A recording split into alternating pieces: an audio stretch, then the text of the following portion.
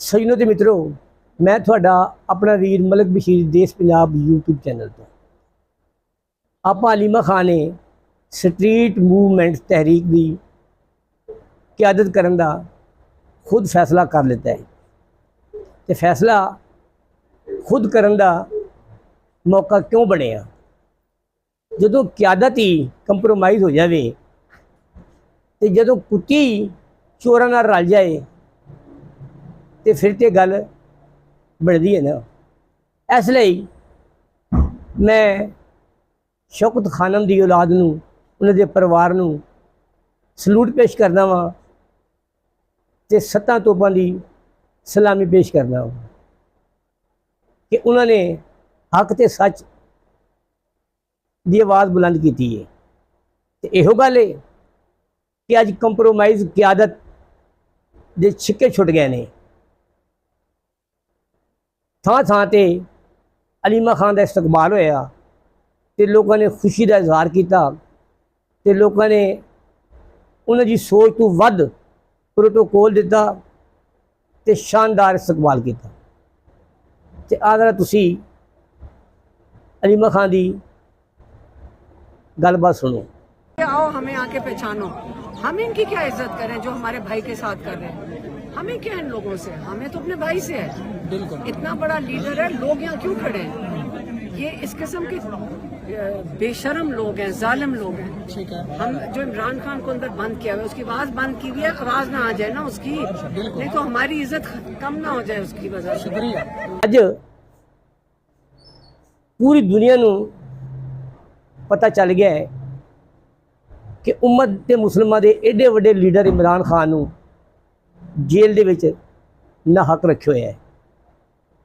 क्यों कि इमरान खान हक ते सच ले लड़ रहा है, हकीकी जमहूरीयत, हकीकी आज़ादी की जंग लड़ रहा है। मेरी तुहाडी ते असां सारियां दी आज़ादी लई ओ बबर शेर लड़ रहा है। तो तुसीं ज़रा आप हलीमा खान दे आ जज्बात वेखो। मजबूरी का नाम किस चीज को आपने दिया? बेगैरती को दिया, बेशर्मी को दिया। मजबूरी क्या चीज होती है? आप स्टोलन मैंडेट लेकर बेशर्मों की तरह असेंबली में बैठ गए और फिर कौन मजबूर है? तो इसलिए ये अब हमें कबूल नहीं है। इमरान खान को ये इलाज करवाएं, इमरान खान का केस सही जज सुने और इमरान खान की कैद तनाई खत्म की जाए। अच्छा मैम, अगर आज पाकिस्तान तहरीक इंसाफ दे अकलमंद, गैरतमंद ते शऊर रखने वाले वर्करां नूं पता चल गया है कि इमरान खान दे बोझे विच थोड़े ने खोटे सिक्के ने ते वो खोटे सिक्के मौजूदा सिस्टम नूं प्रमोट कर रहे हैं, बजाय कि वो इस सिस्टम की नफी कर दे ते इनू जमीन दोज कर दे, पर वो अपने अपने जाती मफाद लई वो मौजूदा सिस्टम नू सपोर्ट कर रहे हैं। तो इसलिए तो अज हलीमा खान नू स्ट्रीट मूवमेंट तहरीक इमरान खान की रिहाई लई खुद लीड करने की जरूरत पै गई है। हलीमा खान एक गैर सियासी खतून ने ते इमरान खान की सिस्टर ने ते भैणां ते भरावां दा प्यार फितरी प्यार हुंदा है। इहो गल है कि अज वो अपने भरा लई मैदान दे विच डट गई ने ते हक का परचम बुलंद कर रही ने। तो तुसीं जरा फिर आ सुनो। कैद में एक इंसान है, नाम इमरान खान है। घेरती पठान है, नाम इमरान खान है।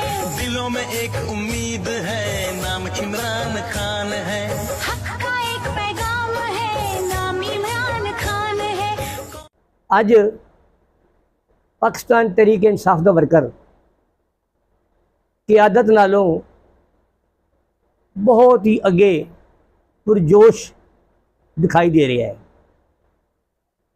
ਤੇ ਸਿਰਫ ਉਹ ਵੇਖ ਰਿਹਾ ਹੈ ਕਿ ਸਾਡੇ MNA MPs ਜਿਨ੍ਹਾਂ ਨੂੰ ਅਸੀਂ ਵੋਟ ਦੀ ਤਾਕਤ ਨਾਲ ਅਸੈਂਬਲੀ 'ਚ ਪਹੁੰਚਾਇਆ ਹੈ ਉਹ ਕੀ ਕਰਦੇ ਨੇ।